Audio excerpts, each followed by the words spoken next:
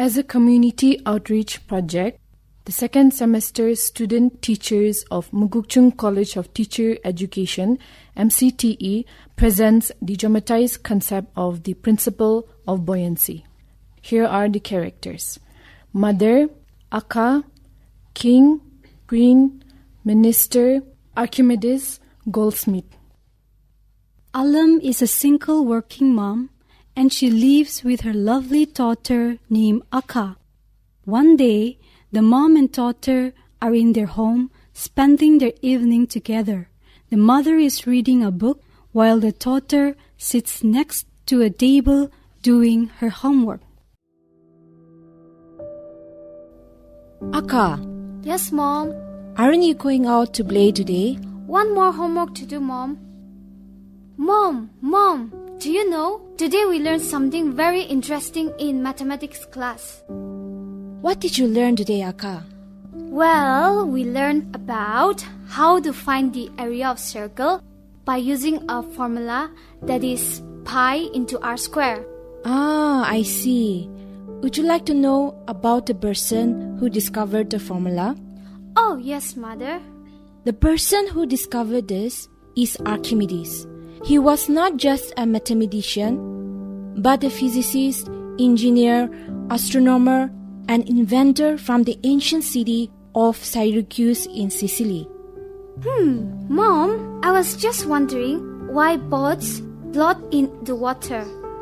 It is because of the Archimedean principle of buoyancy, and the story of how he discovered it is very interesting. Can you please tell me the story, Mom? Sure, my little girl. Let me sit down comfortably.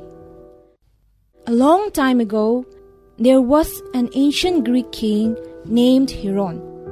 And during the same time lived a famous mathematician called Archimedes, whose theorems and philosophies later became popular worldwide.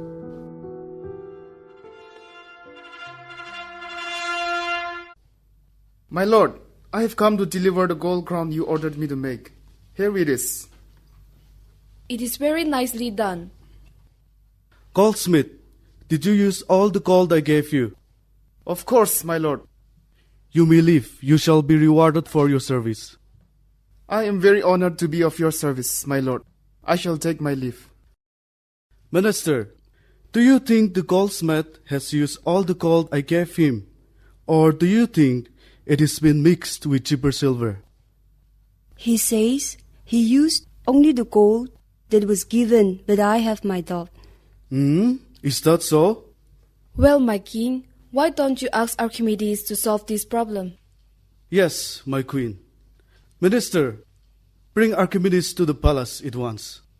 The minister did not hesitate to send a message to Archimedes, and he was at the palace the very instant he got the message.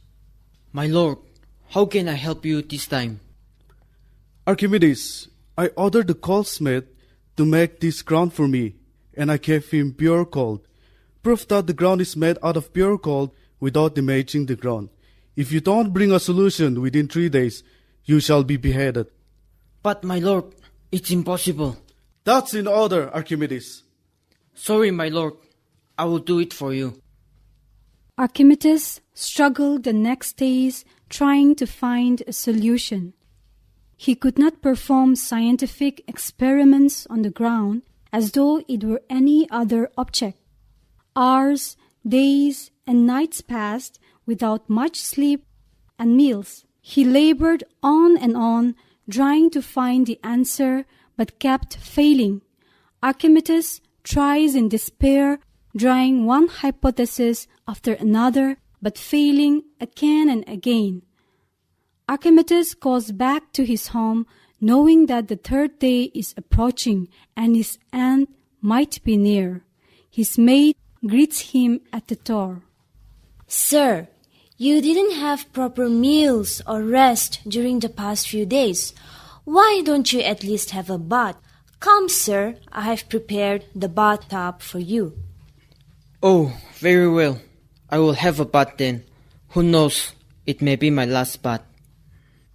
Archimedes stepped into the bathtub, and then he noticed that water overflowed over the edge of the bathtub as he got in. That very moment, something clicked in his mind. Archimedes runs to the palace shouting, Eureka! Eureka! Yes! I finally figured it out. So, Archimedes, have you come with your solution? Yes, my lord. Very well, Archimedes. Explain to us. My lord, I reasoned this morning that there is a relationship between the volume of a mass submerged in water and the volume of water displaced by the mass. The volume, you see, is the amount of space occupied by an object. When something is submerged in water, an equal amount of water proportional to the weight of this volume will be overflowed. My lord, I will demonstrate this now if you give me pure silver and pure gold equal to what was given to the goldsmith. Minister, give Archimedes the pure gold and pure silver. I've discovered that if a mass is submerged in the water, then the water exerts an upward force called the buoyant force on the body.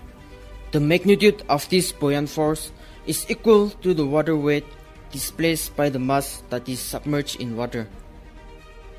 Well, Archimedes, what is this buoyant force exactly? Like I said earlier, it is the upward force that is exerted by a fluid which opposes the weight of a substance that is partially or fully submerged in water. When we swim in water, our body feels lighter. The reason our body feels lighter is because of this buoyant force that is exerted on our body from below. So, Archimedes, how will you prove that the ground was or was not made out of pure gold? Archimedes puts a block of silver in a bucket that is filled to the brim, and he does the same with the gold. As demonstrated, that the silver displaces more water than the bucket with the gold because silver has greater volume than gold as a metal. Archimedes submerged the ground, and they observed that the water displaced was more compared to the water displaced by the pure gold given by the king to the goldsmith.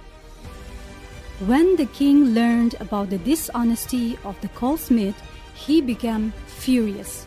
Archimedes finally figured out a way to inspect the ground, which proved that the goldsmith was lying. Additionally, he also discovered the law of buoyancy, also known as Archimedes' principle.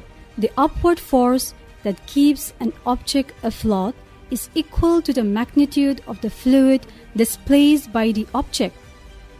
The mother finishes telling the story of Archimedes and how he discovered the principle of buoyancy to her attentive daughter. Now, do you understand why boats float on water? Or why you can swim in the pool without fully sinking to the ground?